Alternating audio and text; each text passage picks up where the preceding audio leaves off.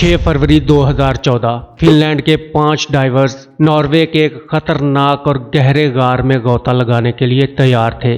ये 5 डाइवर्स थे पैट्रिक ग्रोंकविस्ट, काई कैनकनेन, जेरी ह्यूटरानन, वेजा रेंटनन और जेरी यू। और ये खतरनाक और गहरी गार थी प्लूरा ग्रोटा केव, जो दूसरी तरफ से एक खुश्क गार स्टाइन्यूगल फ्लैजेट से जुड़ी हुई थी। पिछले खिज़ां के मौसम में काई और पैट्रिक ने दोनों गारों को आपस में जोड़ने वाला रास्ता दरियाफ्त किया था और अब वो दूसरी बार इस खूबसूरत गार को एक्सप्लोर करने के लिए खासे पुरइत्माद थे। लेकिन इस बार वो दूसरी तरफ के रास्ते से ये सफ़र शुरू करने वाले थे। ये केव सिस्टम काफ़ी गहरा था, कई जगहों से 400 फुट या 130 मीटर से भी ज़्यादा गहरा। ये केव सिस्टम नॉर्दर्न यूरोप के लॉन्गेस्ट केव्स में से एक है। पानी के अंदर कई किलोमीटर तक फैले हुए रास्ते हैं, जिनमें लो विजिबिलिटी, तंग रास्ते और गारों की भूल भुलैयाँ इस एडवेंचर को काफ़ी चैलेंजिंग बना देती हैं।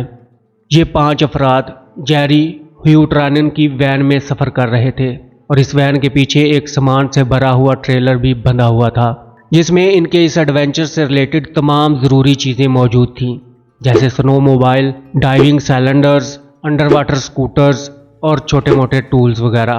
5 घंटे की ड्राइव में वो फिनलैंड से स्वीडन और फिर नॉर्वे पहुंचे। रास्ते भर उन्होंने अपना प्लान अच्छे से डिस्कस किया। उनके प्लान का सबसे इम्पोर्टेंट पार्ट अपनी और ग्रुप की सेफ्टी था। डाइविंग के दौरान किसी इमरजेंसी की सूरत में क्या करना है। प्लान के मुताबिक उन्होंने 2 ग्रुप बनाकर डाइविंग शुरू करनी थी। पहले 2 डाइवर्स पानी में उतरेंगे और उनके 2 घंटे बाद बाकी के 3 भी पानी में उतर जाएंगे। इसका मकसद था कि तंग जगह पर 2 लोग जब आगे जाएंगे तो उनकी वजह से जो पानी में हलचल होगी और बबल्स बनेंगे वो ज़रा फिर से पुरस्कून हो जाएं, ताकि पिछले डाइवर्स को पानी में देखना मुश्किल ना हो।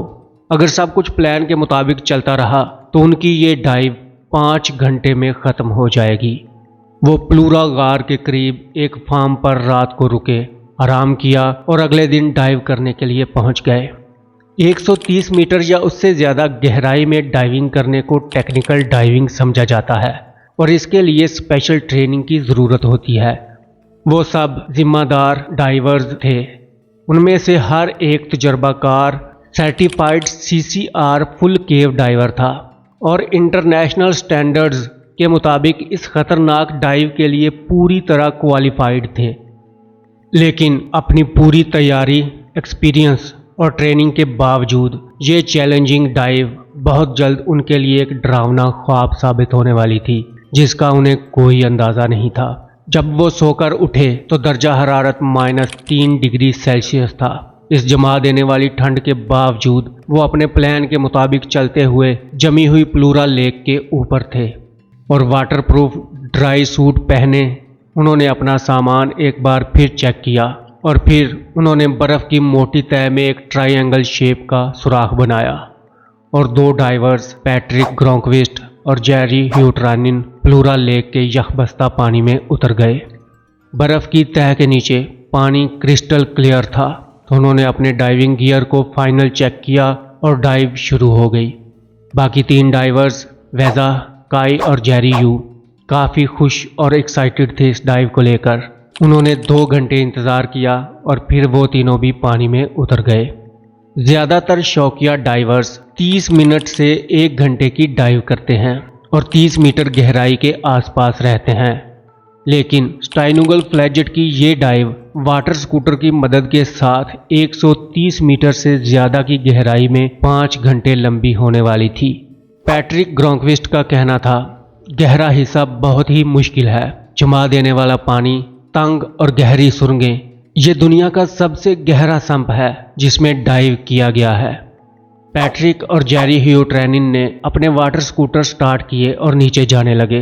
बढ़ते हुए दबाव और दर्जा हरारत के साथ साथ उन्हें अपनी एनर्जी सेव करने की भी ज़रूरत थी, इसलिए ये वाटर स्कूटर उनकी लाइफलाइन थे। उन्हें डाइव किए हुए 1 घंटा गुजर चुका था। दोनों डाइवर्स तैरते हुए 110 मीटर गहराई तक पहुंच चुके थे जब अचानक पैट्रिक ने फील किया कि जेरी ह्यूटरानन उसके पीछे नहीं है। वो वापस मुड़ा और देखा कि उसका दोस्त गार के एक तंग हिस्से में फंसा हुआ है और अपनी टॉर्च से उसे इमरजेंसी सिग्नल भी दे रहा है।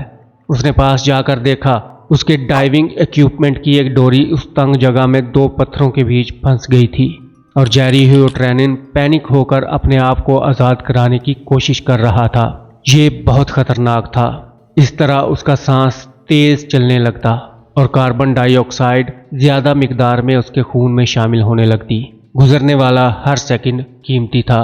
पैट्रिक ने उसके सिस्टम से कार्बन डाइऑक्साइड कम करने के लिए उसे अपना एक सिलेंडर दिया, लेकिन जब जेरी अपने माउथ पीसेस बदलने लगा तो उसने बेबसी से पानी निगलना शुरू कर दिया। पैट्रिक समझ नहीं पा रहा था कि जेरी इतना पैनिक क्यों हो रहा है। यह कोई ऐसी चीज नहीं थी जिससे मौत का खतरा हो, लेकिन अगर कोई डाइवर पैनिक कर जाए तो सबसे पहले उसे आराम से सांस लेने में मुश्किल होती है, और ख़ास तौर पर जब दम घुट रहा हो, क्योंकि गहराई में प्रेशर ज़्यादा होता है। ये दबाव और फिजिकल स्ट्रेस डाइवर की ताकत को ख़त्म कर देता है और उनका सांस लेना मुश्किल हो जाता है। एक पैनिक किया हुआ डाइवर अपने और अपने साथियों के लिए बहुत खतरनाक हो सकता है। पैट्रिक खौफजदा नज़रों से ये सब कुछ देख रहा था, क्योंकि उसका दोस्त उसकी आंखों के सामने मर चुका था। वो उसको आज़ाद कराने की पूरी कोशिश कर रहा था। थोड़ी देर कोशिश करने के बाद उसने खुद को आराम दिया, क्योंकि अगर वो ऐसे ही लगा रहता तो उसे हाइपर कैप्निया होने का खतरा था। जब किसी डाइवर के ब्लड में बहुत ज़्यादा मिकदार में कार्बन डाइऑक्साइड मिल जाए तो वो हाइपर कैप्निया का शिकार हो सकता है। पैट्रिक के पास कोई रास्ता नहीं था सिवाय इसके कि वो स्ट्रैंगल फ्लैजेट की तरफ अपना सफ़र जारी रखता, क्योंकि वो एकदम से वापस ऊपर नहीं जा सकता था। एक डाइवर जब किसी गहराई में काफ़ी वक्त गुजारता है तो वो एकदम सीधा सतह पर नहीं जा सकता, क्योंकि इससे डीकम्प्रेशन सिकनेस हो सकती है, जो कि बहुत ही खतरनाक होती है। जितना गहरा डाइव किया होगा, डीकम्प्रेशन का पीरियड इतना ही लंबा होगा। इसलिए पैट्रिक आगे अपनी मंजिल की तरफ रवाना हो गया। दूसरी टीम में सबसे आगे वीज़ा था।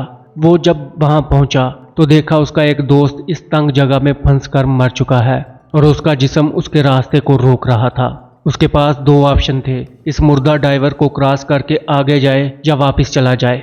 वीज़ा ने आगे जाने का फैसला किया, लेकिन जेरी ह्यू ट्रेनिन के फंसे हुए जिस्म से गुजरते हुए 15 मिनट लग गए। वो आगे जाकर पैट्रिक के साथ मिल गया, मगर जो 15 मिनट वेस्ट हुए थे उन्होंने उसके डीकम्प्रेशन के वक्त में 3 घंटे का इजाफा कर दिया था। तो उसने गैस का इस्तेमाल कम कर दिया, जिसकी वजह से उसे 80 मिनट पहले सतह पर जाना पड़ा और इसके फौरन बाद उसे घुटनों और कोहनियों में हल्का हल्का दर्द होने लगा। ये डीकम्प्रेशन सिकनेस के सिम्टम्स थे, जिन्हें दी बेंट्स कहा जाता है, और ये वक्त गुजरने के साथ शदीद होते गए। वीज़ा के पीछे जेरी ह्यू था, और जब वीज़ा मरे हुए डाइवर की बॉडी से गुजरने की कोशिश कर रहा था तो जेरी ह्यू ये देखकर घबरा गया कि एक हादसा हो चुका है और उनका एक साथी मर चुका है और उसे उसकी लाश क्रॉस करके आगे जाना था। जेरी ह्यू डर गया और उसने बेल आउट गैस से क्लोज्ड रेगुलेटर सिस्टम पर शिफ्ट करना चाहा, और उसके पीछे काई कैनकनन ये सब देख रहा था। एकदम से उसे एहसास हुआ कि अगर उसने जेरी ह्यू को काम डाउन नहीं किया तो वो मर जाएगा। तो काई जेरी ह्यू को संभालने के लिए आगे बढ़ा, मगर देर हो चुकी थी। जेरी ह्यू भी मर चुका था। काई अपने जज्बात पर काबू रखते हुए आगे बढ़ा तो देखा वीज़ा होट्रेनन की लाश के पास से गुजरने की कोशिश कर रहा है। वीज़ा गुजर गया और आगे चला गया। अब काई ने एक मुश्किल फैसला करना था। उसके दो साथी आगे जा चुके थे और 2 यहाँ मर चुके थे। फिर काई ने वापस जाने का फैसला किया। उसके पास 2 रीब्रीदर थे और थोड़ी सी गैस बची थी। उसने 100 मीटर पर पहला डीकम्प्रेशन स्टॉप करना था, मगर वो जानता था कि उसकी गैस खत्म हो गई तो वैसे ही दम घुटने से मर जाएगा। तो उसने डीकम्प्रेशन का रिस्क लेना ही था और वो इस सुराख की तरफ जाने लगा जहां से वो अंदर आए थे। पैट्रिक और वीज़ा खुश्क गार में पहुंच चुके थे। इस वक्त रात के 9 बज चुके थे। वो फार्म की तरफ जाने लगे, क्योंकि उनको डर था कि शायद उनका तीसरा साथी काई भी मर गया होगा। वो फार्म पर चले गए और अथॉरिटीज को कॉल करके अपने दोस्तों के बारे में बताया। रात 1:30 के आसपास काई भी वापस गार से निकला। उस वक्त उन्हें डाइव किए हुए 12 घंटे हो चुके थे। वो वैन में जाकर बैठा, वैन स्टार्ट की और रेस्ट करने लगा। उस वक्त वो सोच रहा था कि शायद वो जिंदा बचने वाला अकेला ही है। 2 बजे वो भी फार्म पर वापस पहुंच गया। उसे देखकर पैट्रिक और वीज़ा खुश हो गए। 2 साथियों के मरने का गम भी था और बाकी 3 के बच जाने की खुशी भी। तीनों को डीकम्प्रेशन की बीमारी के साथ हॉस्पिटल में एडमिट कर लिया गया। नॉर्वे की गवर्नमेंट ने उनसे बयान लेकर प्लूरा केव को डाइविंग के लिए बंद कर दिया। ये कहानी यहाँ पर ख़त्म नहीं होती। अब मसला था इन 2 मरने वाले डाइवर्स की लाशों को वहाँ से निकालने का। नॉर्वे की गवर्नमेंट ने इसके लिए प्रोफेशनल डाइवर्स से राब्ता किया, जिनमें सैमी पकारनिन, जिसने दोनों मरने वाले डाइवर्स को ट्रेन भी किया था और उनका दोस्त भी था। 2 बरतानवी डाइवर्स जेसन और जॉन के साथ स्टाइंगल फ्लैजेट में उतरने का फैसला किया।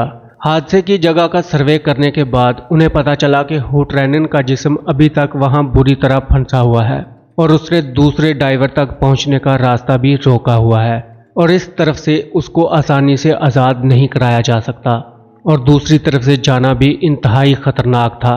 तो तीनों ने फैसला किया कि वो ये नहीं कर सकते, तो गवर्नमेंट ने ये काम रोक दिया। तब पैट्रिक ग्रोंकविस्ट ने अपने दोस्तों की लाशों को निकालकर उनके घर पहुंचाने का फैसला किया। उसने उनके घर वालों से वादा किया कि वो उनको निकाल कर लाएगा, वहां नहीं छोड़ेगा। उसने बाकी दोनों दोस्तों से राब्ता किया तो उनका भी यही ख्याल था। उन्होंने प्लान किया, एक टीम बनाई और 22 मार्च 2014 को 27 अफराद की ये टीम प्लूरा लेक के ऊपर पहुंच गई। इनमें 17 लोग फिनलैंड से थे और 10 नॉर्वे से। 24 अफराद गार के दोनों तरफ ऊपर थे, बहुत हैवी और ज़रूरी सामान के साथ, जबकि पैट्रिक, काई और पेकारनिन तीनों ने एक बार फिर अपने दोस्तों को निकालने के लिए पानी में उतरने का फैसला किया। ये ऑपरेशन 5 दिन तक चला। इस बार वो पूरी तैयारी के साथ आए थे। 2 दिन उन्होंने इक्विपमेंट सेट करने में गुजारे और तीसरे दिन आखिरकार उन्होंने अपने दोनों दोस्तों को इस खतरनाक गार से निकाल लिया। इस पूरे ऑपरेशन में गोताखोरी का वक्त 101 घंटे लगा था। उम्मीद है दोस्तों वीडियो आपको पसंद आई होगी। आपको कौन सा एडवेंचर स्पोर्ट पसंद है, कमेंट करके ज़रूर बताएं। मिलते हैं नेक्स्ट वीडियो में। Take care.